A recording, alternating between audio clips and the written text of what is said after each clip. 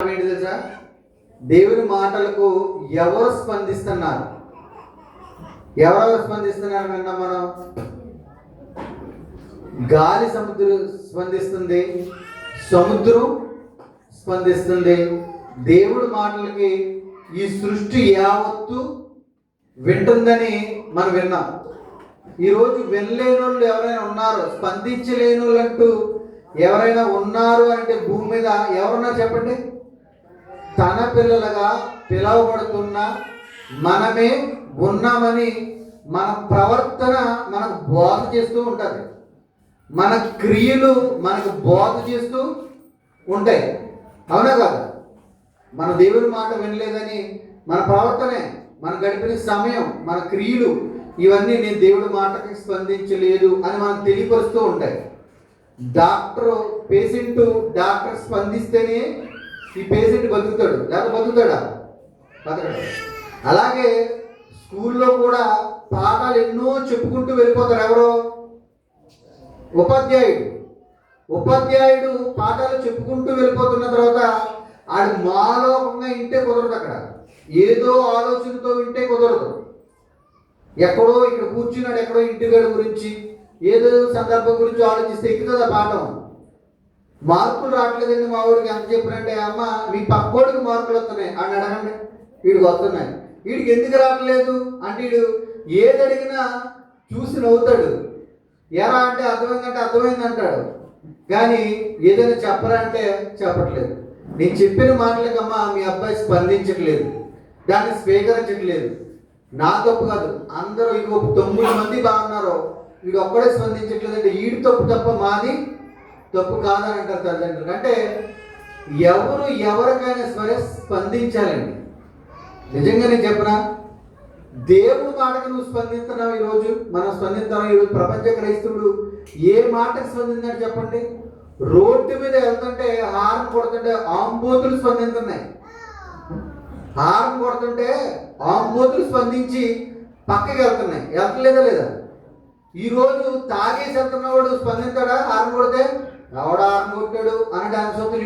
వీడు ఇంట్లోకి వచ్చి మనం హార్న్ కొడుతున్నట్టుగా. ఒక లారీ హార్న్ కొడుతుంటే కారోడు స్పందిస్తున్నాడు. ట్రైన్ హార్న్ కొడుతుంటే గేట్ దగ్గర ఉన్న వాళ్ళు స్పందిస్తున్నారు. అమ్మో నేను వెళ్తే ప్రమాదం, వెళ్ళకూడదు, ఇలా హార్న్ కొట్టారని. అంటే రోడ్డు మీద ప్రయాణం చేస్తున్న వాడికి స్పందిస్తున్నాడు. స్పందించకపోతే ఏమవుతారా? ట్రైన్ హార్న్ కొట్టింది, మధ్యలో వెళ్తున్నాడు వీడు మనిషి అయ్యారు. స్పందించబోతాడు, ఆగుతాడా? వెళ్ళిపోతాడు, మీద నుంచి వెళ్ళిపోతాడు. ఆగడం ఈడే స్పందించాలి. ఇలా మీరు ఏదైనా ఆలోచించుకోండి, ఏ సందర్భమైనా ఆలోచించుకోండి. స్పందిస్తేనే మనిషి బ్రతుకుతాడు. స్పందించినట్టుగా ఉంటే బ్రతకడం. అందరూ కూడా ప్రపంచంలో ఉన్న క్రైస్తవులు అందరూ కూడా ఎలా ఉన్నారు తెలుసండి? స్పందిస్తున్నట్టుగా ఉంటున్నారు అంతే. కానీ ఒక రోజు నేను చెప్తున్నాను, ప్రమాదాలు ఉప్పెనలా వస్తాయి చూసారా? సముద్ర కెరటల్లాగా ఇంకా మన వాటికి ఎదురు వెళ్ళలేని స్థితిలో ఒకటెనకలో ఒకటి సముద్ర కెరటల్లాగా మనిషికి ఉప్పెనలాగా, సునామీలాగా, సుడిగుండంలాగా చుట్టూ తిరుగుతున్నప్పుడు అప్పుడు స్పందనతో దేవుడి నువ్వు, తండ్రి నేను తప్పు చేశాను ప్రభువా, నేను పాపిగా జీవించాను, నీ మాటకు ఒకటిసారిగా జీవించలేదు అని అప్పుడు స్పందించామండి. మీకు సంగతి తెలుసా? దేవుడు స్పందించడని క్లియర్గా చెప్పాడా లేదా? చెప్పాడండి. నేను స్పందించను, నేను స్పందించే సమయానికి నువ్వు స్పందించలేదు. ఇప్పుడు నువ్వు స్పందించిన తర్వాత నేను స్పందించను. ఎవరు పడుకోకూడదు, స్పందించు. నిజంగా స్పందించాలన్నాడా లేదా? చూడండి ఒకసారి ఆ విషయం గుర్తు చేసుకుని మనం ముందుకెళ్దాము. సామెతల గ్రంథం వదిలేండి, ఇది నాకు గుర్తు చేయండి. లాస్ట్లో నేను మాట్లాడుతాను దీని గురించి. ఒకసారి మార్కు సువార్త చూడండి, మత్తయి సువార్త 27. నాకు ఇది గుర్తు చేయండి. మత్తయి సువార్త 27వ అధ్యాయము 27. సామెతలు గుర్తు చేయండి మీరు. సామెతలు మత్తయి సువార్త 27వ అధ్యాయము 50వ వచనం చూడండి. ఇక్కడ ఎవరెవరు స్పందిస్తున్నారు మనం మాట్లాడాం, దాని కంటిన్యూగా మనం చేస్తున్నాం. యేసు చూడండి మరలా బిగ్గరగా కేకలు వేసి ప్రాణం విడిచి యేసుక్రీస్తు అంట సిలువలో కేక వేశారంట. ఎవరి కోసం వేశారా కేక? చుట్టూ ఉన్న వాళ్ళ కోసం వేశాడా? తండ్రి అయిన దేవుణ్ణి పిలిచాడా? ఎవరిని పిలిచాడు అని ఆలోచిస్తే కిందే జరుగుతుంది. ఆయన కేక ఎవరెవరు విన్నారో కింద పరిశుద్ధాత్మ దేవుడు రాయించాడండి పర్టిక్యులర్గా. అది దేవుడికి కాదు, కింద ఉన్న మనుషులకి కాదు, దేవదూతలకు అసలే కాదు. ఎవరికి? చూడండి, ఎవరికి ఆ కేక దేవుడు పిలుపు ఎవరెవరికో అందరికి అర్థమవుతుంది. ఆయన ఎవరిని పిలిచాడో, ఎందుకు పిలిచాడో, ఎవరితో ఏం మాట్లాడుతున్నాడో ఆ మాట సందర్భం కలిగిన వారికి అర్థమవుతుంది. కానీ ఈరోజు క్రైస్తవులకి సంఘంలో 10 మంది ఉంటే 10 మందికి 10 రకాలుగా 4 మాటలు ఏదో ఒక మాట ఒక్కొక్కరికి సెట్ అవుతుంది. ఇప్పుడు నేను మాట్లాడిన మాట అందరికీ సెట్ అవుతుంది, ఓ మాట ఒకరికి సెట్ అవుతుంది, ఒకరి మాట ఒకరికి సెట్ అవుతుంది. ఈ మాట ప్రకారం వీళ్ళు బ్రతికి వాళ్ళు ఉంటారు, ఓ మాట ప్రకారం బ్రతకలేళ్ళు ఉంటారు. అలాగా యేసు ప్రభువు కూడా కేక వేసింది ఎవరెవరికో కూడా పిలుపు అర్థమైందండి. వేటికి? చూడండి, మనోళ్ళకి అయితే అర్థం కాదు కానీ సృష్టికి అర్థమైంది. అప్పుడు ఎప్పుడు? అప్పుడంటే ఆ కేక శబ్దం విన్న తర్వాత అప్పుడు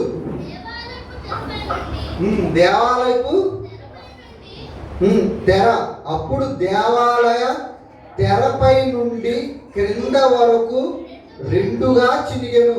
ఏంటంట? ఎవరికి ఏర్పడింది కేక? మనుషులుగా? తండ్రిని పిలుస్తున్నాడా? కాదండి. ఎవరిని పిలుస్తున్నాడు అంటే ఆ కేకలో ఉన్న శబ్దం ఏమని పిలిచాడో మనకు తెలియదు కానీ కేక మట్టుకే వేసాడు. యేసుక్రీస్తు వారు ఉందంతే. ఆ కేక ఎలా వేశాడా? లేదా దేవాలయపు తెర తిరుగుపో అని అరుచుంటాడా? చెప్పండి మీరు. దేవాలయపు తెర తిరుగుపో, చిరుగుపో అని పలుకుంటాడా? పేరెట్టి పిలిచాడా? పిల్లలేదండి, పేరెట్టి పిల్లలేదు. కానీ ఆ కేకలు బాగా గమనించాలి మీరు. ఆ కేకలు ఉన్న భావం ఏది వింటుంది? ఎక్కడో మరి ఎన్ని కిలోమీటర్లు ఉందా సిలువుకి ఆ స్థలానికి, దేవాలయం నాకు తెలియదు కానీ ఎక్కడో దూరంగా ఉన్న ఆ తెర వినపడ్డది. అమ్మో, యేసు ప్రభు గారు నోటంట పలికిన పలుకుకి నేనే కారణం, ఇప్పుడు నేను స్పందించాలి. నన్నే పిలిచాడు, ఎవరిని కాదు, నాతోనే మాట్లాడాడు దేవుడు. ఇక్కడ అక్కడోతోటి కాదు, పైన దేవుడితోటి కాదు, నాతో మాట్లాడాడు.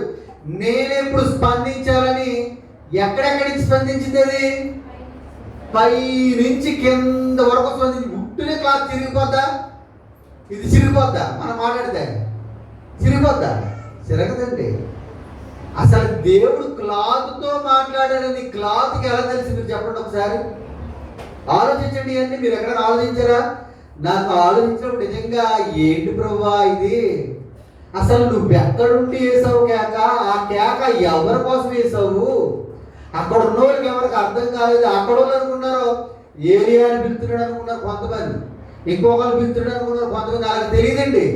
ఈ రోజు కూడా నాకు కాదు వీళ్ళకి చెప్తున్నాడు అనుకుంటారు మనోళ్ళు. అక్కడలాగానే నాకు కాదు ఈవిడికి చెప్తుంది, ఈడికి చెప్తున్నాడు, దేవుడు నాతో కాదు, నేను నెంబర్ 1 కరెక్ట్ అనుకుంటారు. అలాగే అనుకున్నారు ఆ రోజు కూడా. యేసు గారు కేకలేస్తున్నప్పుడు ఏరియాని పిలుస్తున్నాడేమో, ఇర్మియాని పిలుస్తున్నాడేమో కాదండి. ఆయన కేకలున్న భావం ఎవరు గమనించాలో, ఆ మాట ఎవరికి అవసరమో ఆ కేకలున్న భావం గమనించింది. పై నుంచి కింద దాకా చిరిగిపోయిందండి. చిరిగిపోయింది అంటే దేవుడు మాటకి ఎవరు స్పందించారు? బట్టలు స్పందిస్తున్నాయండి, బట్టలు క్లాతులు స్పందిస్తున్నాయి. ఎక్కడ స్వరం, ఎక్కడ క్లాతు, ఎక్కడ స్పందన, అది ఎక్కడో చిరిగిపోతుంది. ఇప్పుడు మనకెందుకు రాశాడు దేవుడిని అంటున్నా? అది నా ప్రశ్న. మనకెందుకు రాశాడు? ఒరే, నువ్వు వేసుకుంటున్న ఒంటి మీద ఉన్న క్లాత్ నా మాట వింటుంది, కానీ నువ్వు వింటలేదు. నువ్వు పడుకునే దుప్పటి నా మాట వింటుంది, నువ్వు కప్పుకునే రగ్గు నా మాట వింటుంది, నువ్వు కప్పుకునేది ఏ విలువైన వస్తువు అవనే, విలువ లేని ఖర్చు అవనే నా మాట వింటుంది. కానీ నువ్వు నా మాటకే స్పందించట్లేదు అన్నట్టుగా భావం ఏమైనా కనపడుతుందా? అబ్బే నా గురించి కాదు, ఆ తెర గురించే మాట్లాడాలనుకున్నావా? మీకు ఏమైనా అర్థమవుతుందా మాటలో? ఎంత భావం ఉంది చెప్పండి, ఎంత బాధ ఉందా ఆ క్లాత్ గురించి. నువ్వు పడుకున్నప్పుడు అనుకుంటా దుప్పడ లెగరా బాబా, దేవుడు ఊరుకోడరా, నిన్ను లెగరా లెగరా అని చెప్తుంది దుప్పడా. రగ్గు ఎందుకు లాగుతున్నావురా, సమయం అయిపోయింది, రగ్గు గెంటరా, నన్ను గెంటు, నువ్వు దేవుడు పాదాల దగ్గరికి వెళ్ళాలంటే నేను ఇంకా లాగతాడు ఇలాగా. దేవుడు ఏదైతే చెప్పాడో దానికి వ్యతిరేకంగా స్టార్టింగ్ సమయం కానించే దెయ్యానికి లోపడిపోతారు జనాలు. దుప్పట్లు, రగ్గులు, క్లాతులు, తెరలు, బట్టలు అన్నీ స్పందిస్తున్నాయి. మీకు ఇంకో విషయం చెప్పనండి, లోకస్వార్త నుండి ఎవరు తీయొద్దు. దేవుడు ఎంత పర్టికులర్గా మనిషిని చూస్తాడో చూడండి. ధనవంతుడు వేసుకున్న రంగును చూసాడో లేదా? లోకస్వార్త 16-19 ఉంటుంది అన్నమాట. ఏమనంటే ధనవంతుడు ఊదా రంగు అంటే పసుపు రంగు అనుకుంటాను, అది ఉన్న వాళ్ళు వేసుకునే రంగు అనుకుంటా, రాజకీయ నాయకులు వేసుకునే రంగులు అనుకుంటా. రంగును చూశాడు దేవుడు క్లాత్కి. ఇంకోటి దారం చూశాడు, ఏంటది? ఊదా సన్నపు నార అన్నాడు, అంటే క్లాత్ దారం. దేవుడు అంత పర్టికులర్గా చూస్తున్నాడు. నువ్వు కొనుక్కునే దానికి నువ్వు ఎంత విలువిస్తున్నావో, నాకెంత విలువిస్తున్నావు. గుడ్డ ముక్కలకి ఇచ్చే విలువ నాకు ఎప్పుడైనా ఇచ్చావా? దాని మీద పెట్టుకున్న ఇష్టం నా మీద ఎప్పుడైనా పెట్టుకున్నావా? దాని గురించి నువ్వు పెట్టుబడి నా గురించి ఎప్పుడైనా పెట్టావా?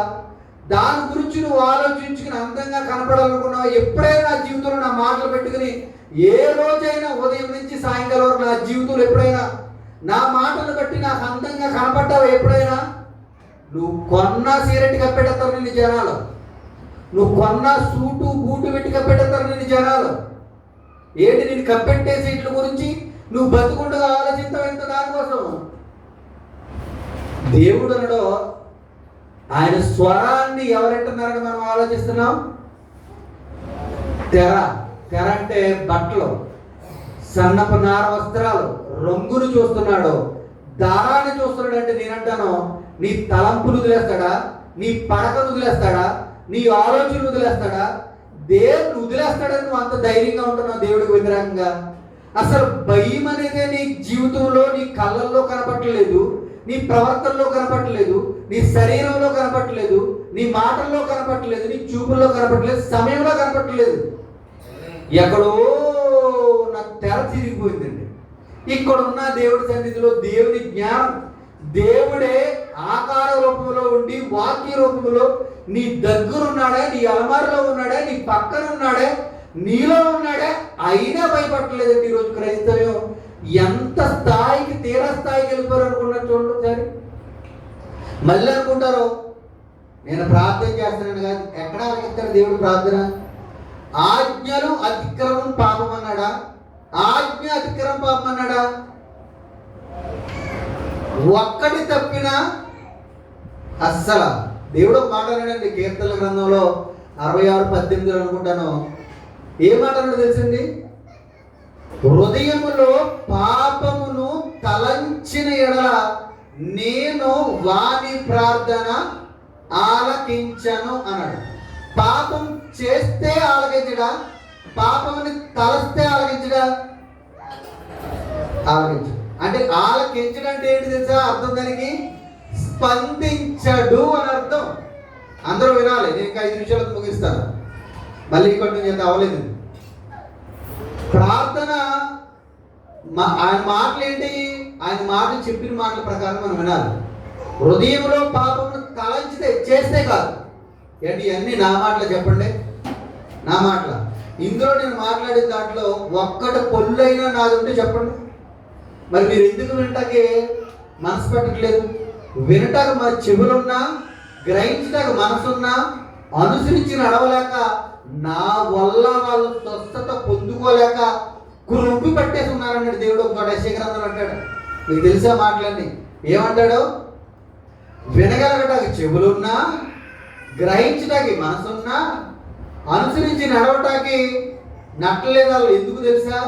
నా వల్ల స్వస్థత పొందుకోలేకపోతున్నారు. శరీర స్వస్థత అవనివ్వండి, ఆత్మ స్వస్థత అవనివ్వండి, ఆర్థికంగా ఆశీర్వాదం నుండి, కుటుంబంలో దీవెన నుండి ఏదైనా సరే పొందుకోకపోవట కారణం ఏంటో తెలుసా? వీళ్ళకి అన్నీ తెలుసు, అన్నీ తెలుసు. ఇలా ఉండకూడదు, ఇలా ఉండాలి, ఇలా మాట్లాడకూడదు, ఇలా నడవాలి, అన్నీ తెలుసు. కానీ హృదయం కొవ్వొట్టేసిందండి. కొవ్వొట్టేసిన తర్వాత అన్నీ తెలిసినా ఏమీ తెలియదు. తెలుసా? తెలియదండి. కొవ్వొట్టేస్తే బ్లడ్ లోపలికి వెళ్తుందా? కొవ్వు ఆపేస్తుంది బ్లడ్ని. అప్పుడు ఆట కొద్ది గుండె ఆగిపోతే వెళ్ళి కప్పెట్టేస్తారు. మన జీవితంలో కూడా అంతేనండి. దయచేసి మీరు గమనించండి, ఎప్పుడు కూడా ఆయన స్వరం మనకి వినపడదు. వినపడుతున్న క్షణాల్లోనే మనం ఆలకించాలి. ఏంటి నిజంగా చెప్తాను, మనందరం చాలా మంచోళ్ళమే, చాలా మంచోళ్ళమే. ఎవరు నేను చెడ్డోళ్ళు అని నేను అన్నాను. కానీ దేవుడికి మంచిగా ఉన్నామా? ఓకే, మంచిగా ఉన్నాం. ఎన్ని విషయాల్లో ఉన్నాం? ప్రార్థన చేసే దాంట్లో ఉన్నావా? వాకింగ్ చదివే విషయంలో ఉన్నావా? మాట్లాడే విషయంలో ఉన్నావా? తలంచే విషయంలో ఉన్నావా? ఓకే, అన్నింటిలో ఉన్నావు. ఏదో ఒక్క దాంట్లో నువ్వు చెప్తుంది కదా నీకు, ఆ ఒక్కడ సరిపోద్ది అన్ని పోగొడతాయి. మీరెన్ని నీతి కార్యాలు చేసినా ఒక్క కార్యం వల్ల నేను మిమ్మల్ని ఆశీర్వదించిన నిర్ణయ గ్రంథంలో చెప్పాడు, బేసికల్ గ్రంథంలో చెప్పాడు, చెప్పాను అది ఆ విషయాలు. కానీ నువ్వు ఎన్నో పాపాలు చేసావు, కానీ చివరికి చనిపోయే క్షణంలో ఒక్క మాట నువ్వు స్పందించావు, దాన్ని బట్టి నేను దీవిస్తానన్నాడు. కానీ మరణం ఎప్పుడో నీకు తెలియదు. నాకు రాత్రే జరిగిపోతే నిన్ను నువ్వు లెగిచిన టయాన్ని నుంచి చూస్తాడు దేవుడు కొడుకునే వరకు.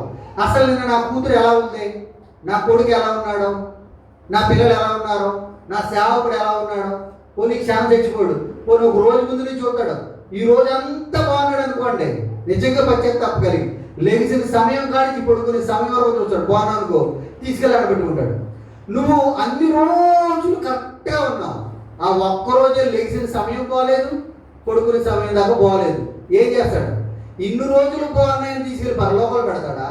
ఈ ఒక్క రోజుని బట్టుకెళ్ళి తీసి నరకలు పెడతాడా? చివరి దాన్ని బట్టే చూస్తాను బైబిల్లో చెప్పాడండి. దయచేసి మీరు గమనించండి, ఇక్కడ దేవాలయపు తెరే స్పందించిందంటే ఈరోజు మన ఒంటి మీద ఉన్న ఇవన్నీ స్పందిస్తున్నాయి. సృష్టి స్పందిస్తుంది. గాలి ఆగిపోనంటే ఆగిపోలేదు, మొన్న నిమ్మలం అయిపోయిందంటే నువ్వు గొడవ పెట్టుకున్న సమయంలో రే మాట్లాడకరా, సృష్టి దేవుడు మాట అంటే మనం వినరా, ఇందుకనే గొడవ ఎందుకంటే పక్కకు అంటాడా. గొడవ నిమ్మలం అయిపోతుంది. గొడవ పెట్టుకోలేదండి, అది లెగాలి ఎదురవుతున్న వాళ్ళందరూ గొడవ పెట్టుకుందా. మరి మనం ఎందుకు స్పందించట్లేదు? దేవుడు మాట్లాడితే ఎలా పాల్గొన్నా కానీ రోజు మంటల్లోకి వెళ్ళిపోయిన తర్వాత నిద్ర అంటే ఏంటో రాదు మనకి, వస్తుందా? అసలు నిద్ర అంటూ ఒకటి ఉందా నా జీవితంలో విషయమే మర్చిపోతాం. దేవుడితో అసలు ఎలపాలు వాడకండి. మీరేంటి నేనేంటి అందరూ ఒకటాయనకి. నా మాటలు మీకు ఏదో పట్టుగా కనపడొచ్చేమో, కానీ ఒకరోజు ఈ మాటలే మిమ్మల్ని బ్రతికిస్తానండి. దేవుడి మాటలు ఈ నా మాటలు కాదు, దేవుడి మాటలు మనందరినీ బ్రతికిస్తాయి. దయచేసి ఆలోచించండి అందరూ కూడా. ఈ రోజున్న జీవితం క్షేమకరమైన జీవితం రేపు ఉండదు. రోగం ముచ్చుకొచ్చిన తర్వాత నువ్వు స్పందిస్తావు, దేవుడు స్పందించడం అన్నది క్లియర్గా. ఆపదలో సముద్ర కెరటంలాగా నీ దగ్గరికి వచ్చినప్పుడు ప్రభువా ప్రభు అంటే అసలు ఆలకించడు. చూడండి ఒకసారి లూకా సువార్త 6:46. చూడండి, ఆయన స్పందించనన్నాడు. చూడండి ఒకసారి 6:46. చూడండి, నేను చెప్పు మాటల ప్రకారంగా మీరు వినక చెయ్యక కదా. నేను చెప్పాను, ఏం చెప్పాను? చాలా చెప్పాడు కదా. లేచిన ఏ టయాన్ని లేగాలో చెప్పాడు, ఏ టయాన్ని పడుకోవాలో చెప్పాడు. ఇంకా చెప్పాడు, వేళకి తినాలని చెప్పాడు. బైబిల్లో ఉందా లేదా? వేళకి భోజనం చేయాలని ఉంది. భోజనం చేసేటప్పుడు నాకు ప్రార్థన చేస్తే పాపులాగా మృంగేయండి అన్నాడు ఎస్ఐ గ్రంథంలో. ఎన్ని చిన్న చిన్న చెప్పాడు. చెడు చూడొద్దని చెప్పాడు, చెడు మాట్లాడొద్దని చెప్పాడు, ఎన్నో చెప్పాడు లేదా. నేను చెప్పిన మాటల ప్రకారంగా నువ్వు చేయట్లేదు. నువ్వు చేస్తున్నావా? మనం చేస్తున్నావా? నేను అన్నాను, ఒకటి తప్పునా తప్పే. ఉంటే 100% లవ్ కావాలి ఆయనకి. లేదండి నేను నా భార్యని ప్రేమిస్తాను, పిల్లల్ని ప్రేమిస్తాను, ఆయన కూడా ప్రేమిస్తానంటే ఎలా ఉంటుంది బాధ నీకు? ఎలా ఉంటుంది? బాగుంటుందా? బాగోదు. అందరినీ భార్య అనుకుంటుంది నా భర్త ప్రేమ నాకే సొంతం, భర్త అనుకుంటాడు నా భార్య నాకే సొంతం, నన్నే ప్రేమించాలి, ఎవరిని ప్రేమించకూడదు. అంతేనే కదా. లేదండి నేను ఆయన్ని ప్రేమిస్తున్నాను, మిమ్మల్ని ప్రేమిస్తున్నాను అంటే ఎలా ఉంటుంది? దేవుడు మాట అన్నీ వినాలా? ఒకటి వదిలేయించారు. ఒకటి నేను ఆడి మాట వింటానండి, కర్మ 9 మాటలు మీ మాట వింటానంటే దేవుడు ఏమంటాడు? ఆడు ఒప్పుకుంటాడు. ఉంచుకున్నాడు ఏమంటాడు? పర్లేదు, నువ్వు నా మాట ఒప్పుకుంటేనే సరిపోదు, నువ్వు అంటే నాకు ప్రాణం. మీ ఆయనలా కాదు, నీ మాట ఒక్క చెవి మాట వింటే చాలు, నాకు చాలా ఇష్టం అంటాడు దేవుడు. అలా అంటాడు. అన్ని మాట భర్త, నిజమైన భర్త ఏమో తెలుసా? నాతో నువ్వు ఉండాలి, అసలు ఆడుతూ ఉంటాకి, ఫోన్ కూడా మాట్లాడతాకి, ఆ నెంబర్ కూడా నీలో ఉంటాకి, ఫోన్లో ఉంటాకి వీలు లేదు అంటాడు. ఆడైతే అలా కాదు, కొద్దిసేపు ఆడుతూ ఉండు, వారానికి ఒకసారి నాతో ఉంటూ సరిపోద్ది అంటాడు ఉంచుకున్నాడు. దెయ్యం కూడా అంతేనండి. గుడికి తీసుకొస్తాడు, చక్కగా జోలపట్టు, మళ్ళీ ఎంత త్వరగా తీసుకొచ్చేస్తాడు గుడికి, చేతిలో బైబిల్ ఉండదు. గుడికి వెళ్ళాలి తీసుకొచ్చేస్తాడు. ఇక్కడ ఆడికి అర్థమవుతుంది, ఇక్కడ గుడి మాండో అనుకోనంటే ఇంకా తీసుకొచ్చేస్తుంది. ఆడిని దెయ్యమే తీసుకొచ్చేది, బైబిల్ మర్చిపోయి చేస్తుంది. ఇక్కడ కూర్చోబెట్టిన తర్వాత అనేకమైన ఆలోచనలన్నీ రప్పింది ఆయన మాటలు వినుకోకుండా. నేను చెప్పు మాటల ప్రకారంగా నువ్వు చేయట్లేదు, నీ బైబిల్లో చెప్పింది ఏది చేయట్లేదు. మరి నువ్వు చెప్తున్న మాటలకు నేను స్పందించాలా? నేను చెప్తున్న దానికి నువ్వు స్పందిస్తున్నావా? చెయ్యక అంటే స్పందించినట్ట, స్పందించలేనట, స్పందించలేనట్టు. అప్పుడు కింద అన్నాడు, మరి ప్రభువా ప్రభువా నన్ను ఎందుకు పిలుచున్నావు ప్రశ్నించాడు దేవుడు. ఎవరికి? దేవుడు మాటలకి ఎవరైతే వ్యతిరేకంగా ఉన్నారో వాళ్ళని దేవుడు అన్నాడు, మరి నువ్వు నన్ను ఎందుకు పిలుస్తున్నావు? నేను పిలిచినప్పుడు నువ్వు స్పందించట్లేదే, నేను పిలిచినప్పుడు నువ్వు పిలిచినప్పుడు నేను ఎందుకు స్పందిస్తాను? ప్రశ్న. నువ్వు నా మాట వినవు కానీ నీ మాటలు నేను విని నీకు సహాయం చేయాలా? ఇదే న్యాయం? న్యాయంగా కనపడుతుందా, అన్యాయం కనపడుతుందా? అన్యాయం కనపడుతుందండి. ఒక మాట చదువు, నేను ముగిస్తాను. సామెతలు 1వ అధ్యాయం చూడండి.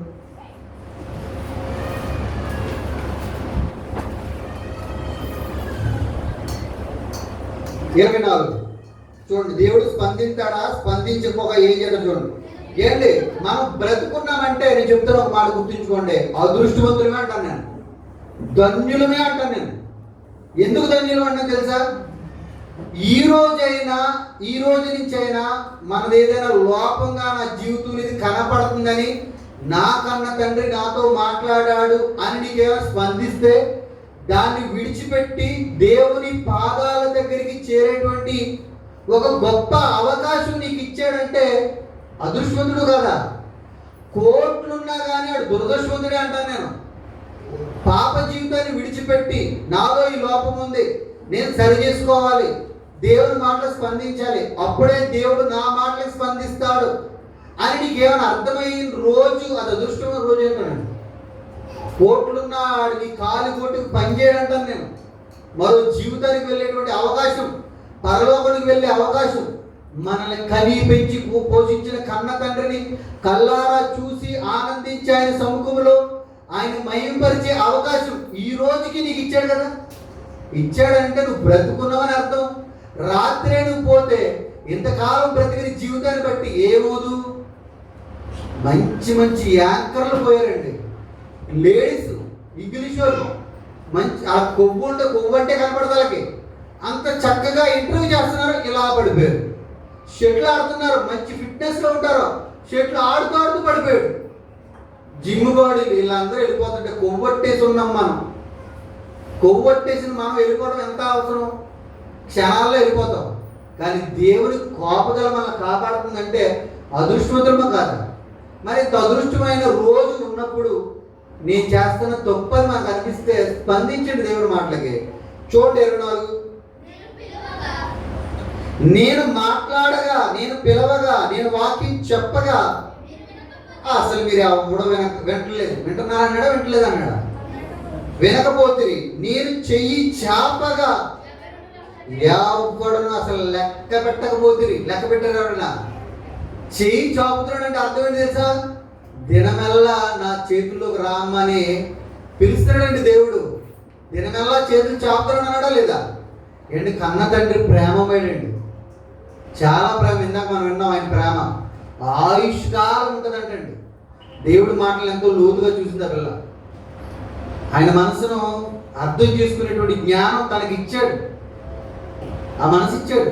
నిజంగానండి, ఈ రోజుకి నువ్వు ఎలా ఉంటున్నా ఈ రోజుకి నిన్ను ప్రేమించాడంటే ఇంకా చేయి చెబుతాడు, రామా నా దగ్గరికి, ఇంకా అక్కడ ఉండకు, మంచిది కదరా, ఒరే అక్కడ ఉండకరా, అది మంచిది కదా, నా దగ్గర రారా, నా దగ్గర రారా అని చేయి చాసి పిలుస్తుంటేనంట మనం ఏం చేస్తాం, రా అక్కడే ఉంటాం, వస్తామా?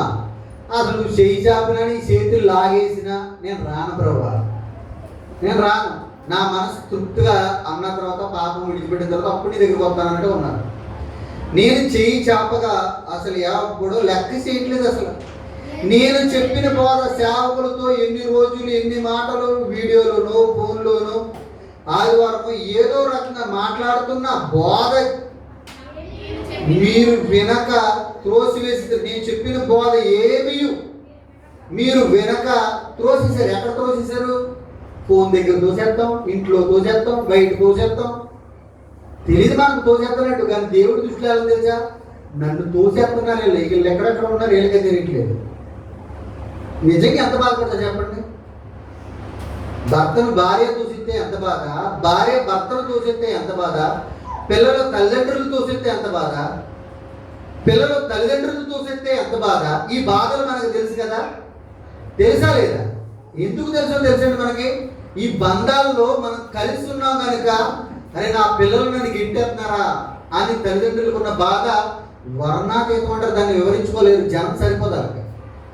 తల్లిదండ్రులు అయిన వాళ్ళు పిల్లలే బయటికి నువ్వు చేసిన తప్పే జీవితం ఎలాంటి జీవించుంటే ఆ దగ్గర గెటౌట్ అని గెట్టేయడం కదా పిల్లలకి ఎంత బాధ చెప్పండి. ఈ బంధాల్లో ఉన్నాం కనుక భార్య గెట్టెత్తే ఎంత బాధ. నిన్న మా ఇంటికి ఒకరు వచ్చారు, నా భర్తని గెట్టేస్తే నా పరిస్థితి ఏంటన్నా అన్నారు. తనకి చక్కటి ఉద్యోగం ఉంది, చక్కటి అందం ఉంది, చక్కటి వయసు ఉంది, చక్కటి బలం ఉంది, చక్కగా పని చేసి బతకవచ్చు. భార్య ఇక పోషించే పరిస్థితులు ఉంది అనుకోండి భర్తని, అయినా భర్త లేకపోతే నేను బ్రతకలేనంట. డబ్బు సంపాదించుకోవడం అంటే భర్త త్రొయ్యలేదు, ఎవరో అన్న మాటకి బాధ కలిగిన భర్తను వదిలేస్తే నా పరిస్థితి ఏంటని బాధపడుతుంది. అంటే కొద్ది కాలం 10 సంవత్సరాలు కలిసిన బంధం ఉన్నవాడు తోసేస్తే నా పరిస్థితి తొయ్యలేదు, తోసేస్తే నా పరిస్థితి నేను బాధపడుతున్నారా? నిజంగా అన్నాను. మరి దేవుణ్ణి ఆయన అన్నాడు, నన్ను త్రోసేశారు త్రోసేశారు త్రోసేశారు. మరి ఆయన బాధ ఎవడంటాను చెప్పండి? ఈరోజు కొన్ని వారం అంటాం తల్లిదండ్రుల నోట్లో వచ్చి, ఆయన కన్న తండ్రి బాధను దగ్గరికి వెళ్ళి చూసి చెప్పినట్టు ఉన్నాయి మాట్లాడి. మరి ఆయన తోసేస్తున్నావు నువ్వే, ఏ సమయాన్ని తోస్తున్నావు నీకు నాకు తెలీదా? ఫోన్ దగ్గర తోసేస్తాం, సమయం దగ్గర తోసేస్తాం, మంచం దగ్గర తోసేస్తాం, గంజాయి దగ్గర తోసేస్తాం, రాత్రి పడుకుని ప్రార్థన చేసుకో, బైబిల్ చదువుకో, 3 పూట్ల అన్నం వేళ తింటావు, 3 పూట్ల బైబిల్ చదవమని తెలుసా? ఒక్కరోజు చదవడానికి నీకు సమయం పెట్టుకో, ఒక్కరోజు. అది ఒక టైం ఉండదు, ఒక క్రమం ఉండదు. పొద్దున్న లెగ్స్ చదవాలి, అన్నాన్ని ముందు చదవాలి, రాత్రి పడుకుని ముందు చదవాలి. చెప్పాడు రూల్ అలాగా. 3 పూటలు కూడా వాక్యం ధ్యానించమని.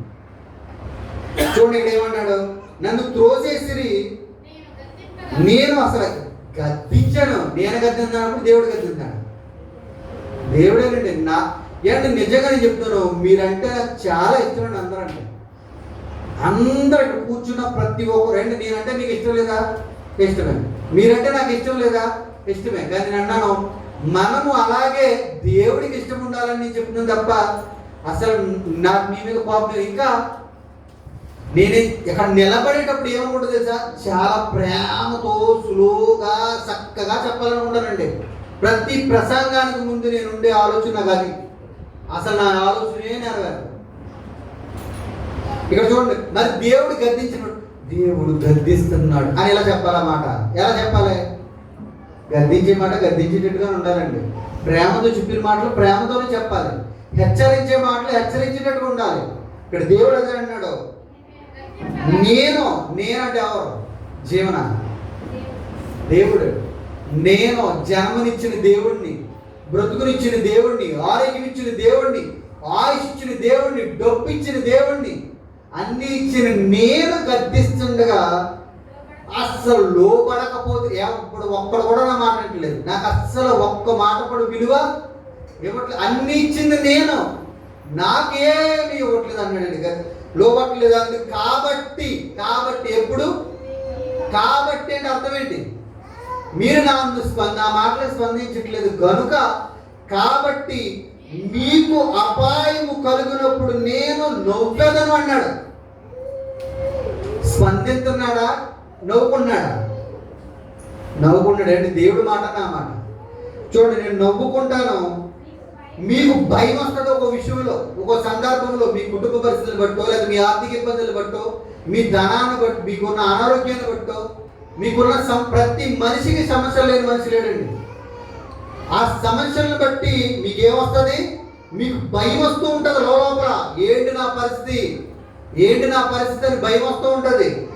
మీకు భయం వచ్చినప్పుడు నేను అపహాస్యం, నేను నవ్వుకుంటాను, నవ్వుల పాలు మిమ్మల్ని చేస్తాను. దేవుడు ప్రేమ చూస్తున్నాం మనం. ఇక్కడ ఏం కనపడుతుంది?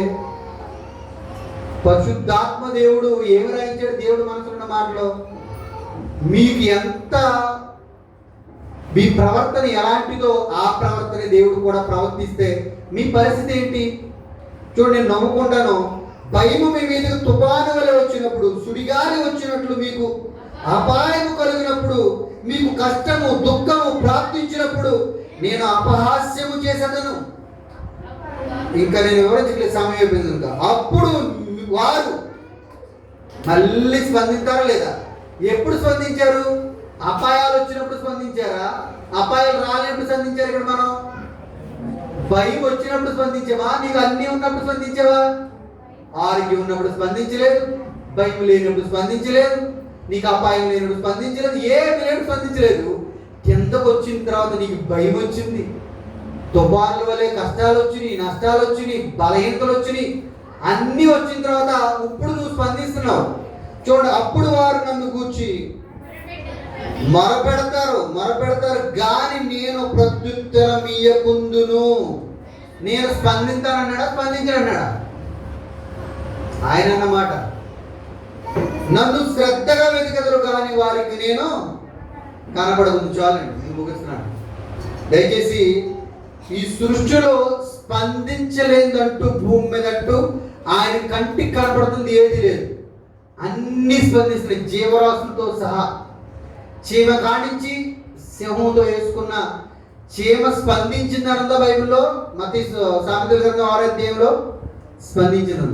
సింహం పోలు ఉన్నప్పుడు దానియేలు గారి విషయంలో స్పందించిందా? స్పందించలేదా? చీమ ఉన్నదండి, దాని నడక చూసి నువ్వు నేర్చుకోరా, దాని దగ్గరికి వెళ్తే నీకు జ్ఞానం వస్తుంది, నా దగ్గర రావకూడదు అన్నాడు. సింహాన్ని చూస్తే తెలుస్తుంది, నోరు మూసుకుని కూర్చుందంటే రాత్రి అంతా అలా వెలుగుగా ఉండి దానియేలు తినకుండా చప్పరిస్తాడు. స్పందించింది. నువ్వెంత సృష్టిలో ప్రతిదీ నువ్వు అమర్చుకున్న అన్నీ కూడా స్పందిస్తున్నాయి. మరి నువ్వేంటి నా మాట? లోకంలో ఉన్న దారిలోకి వెళ్ళిపోతావు. లోకం ఎలాగెళ్తుందో ఆ పోకడలో వెళ్ళిపోతుందండి ఈరోజు యూత్ అంతా వెళ్ళిపోతున్నారు. ఏ ఒక్కడు లేదు. నిన్న యూట్యూబ్లో ఒక బిట్ వచ్చిందంటే, నాకు చూడలేదు, రఘు చెప్పాడు. పాస్టర్ కొడుకు ప్రార్థన చేస్తాడంట. అసలు నిజంగా ప్రార్థన చేస్తుంటే పరలోకం నుంచి దేవతలు దిగి వచ్చినట్టుగా అంత ఆనందంగా ఉందంట సంఘంలో. కానీ అతను మళ్ళీ ఎక్కడ స్పందిస్తున్నాడో? క్లబ్లోకి వెళ్ళి స్పందిస్తున్నాడంట. క్లబ్లోకి వెళ్ళి అమ్మాయిలతోటి, సంఘంలో ఉన్న లేడీస్ తోటి, క్లబ్లో ఉన్న లేడీస్ తోటి స్పందిస్తున్నాడు. ఇలా ఉంది కదా. ఎవరికి అర్థం కాలేదండి. అర్థమైందా? ఎవరికి అర్థం కాలేదు. అప్పుడు ఆడికి ఏదో నిజంగా ఆపద వస్తుంది. సేవకుడు ప్రార్థన చేసిన దేవుడు ఆలకించడా? ఆడు ప్రార్థన చేసిన ఆలకించడా? నేను ఒకటి చెప్తున్నాను, బాప్తిసం తీసుకోలేనోడు ఎన్ని పాపాలు చేసినా, ఎలా బ్రతికినా, ఎలా జీవించినా, ఎలా పండుకున్నా, ఎలా లేచినా, ఎలా తిరిగినా అస్సలు ప్రాబ్లమే లేదండి. కానీ ఒక చట్టం కిందకు వచ్చిన తర్వాత, బాప్తిసం తీసుకున్న తర్వాత, దీంట్లో ఏ రూల్ అవుతుందో ఆ రూల్ ప్రకారం అందరూ మంచోళ్ళమే, ఎవరో చెడ్డోళ్ళు కాదు. కానీ కొన్ని బలహీనతలు మనలో ఉంటాయండి. ఆ బలహీనతలు మనం విడిచిపెడితే నిజంగా మన పిల్లలకి ఎన్ని ఇవ్వాలనుకుంటాం? అమ్మకు అంత ప్రేమ అర్థమంటే వాళ్ళ అమ్మ చూపించే ప్రేమ అర్థమైంది. అందుకే తల్లిదండ్రులు మనం తిట్టినా కానీ మనం క్షేమాన్ని కోరుకుంటారు. ఎందుకంటే ప్రచారాల పిల్ల వాళ్ళ అమ్మ అంతలా ప్రేమగా పిల్లగలేదు. అదే అన్నను దేవుడు కూడా మనల్ని తిట్టినా కొట్టినా కానీ ఎప్పుడు ఏదోటి ఇవ్వాలి నా కూతురికి, నా కొడుకుకి ఏదోటి ఇవ్వాలి. కానీ నా మాట ఎట్లేదు, ఏం చేయను అనుకుంటాడండి. అంత పిచ్చి ప్రేమ అండి మనం అంటే. కానీ ఏంటో మనకే అర్థం కావట్లేదు. మన ఇష్టానుసారంగా జీవించేందుకు అప్పుడు ఆయన దగ్గరికి వచ్చి మోకలేస్తాం. ఇదేంటి అలా కరెక్ట్గా ఉందా? ఇష్టం వచ్చిన నీకు అప్పుడు ఆమెనండి కొలు ముసుకుని ప్రభువా నీకు స్తోత్రం అంటాం. మళ్ళీ ఇదేంటి మన ఇష్టమంతా నెరవేరిపోయిన తర్వాత ఎక్కడికి వస్తున్నావు? నీ ఇష్టమంతా తీరిపోయిన తర్వాత మళ్ళీ మోకలేస్తున్నావు. నీ జీవితం నీ ఎంజాయ్ అంతా అయిపోయిన తర్వాత బైబిల్ చదువుతున్నావు. అసలు లోకంలో ఎలా ఉండాలో అలా బ్రతికిపోతున్నావు, దేవుల్లో ఎలా బ్రతికోవాలో అలా బ్రతికిపోతున్నావు. ఇక్కడ స్పందించేస్తున్నావు, ఇక్కడ స్పందించేస్తున్నావు. దేవుడు మాత్రం నులివెచ్చని జీవితాన్ని స్పందించడు. ప్రార్థన చేస్తున్నాడు.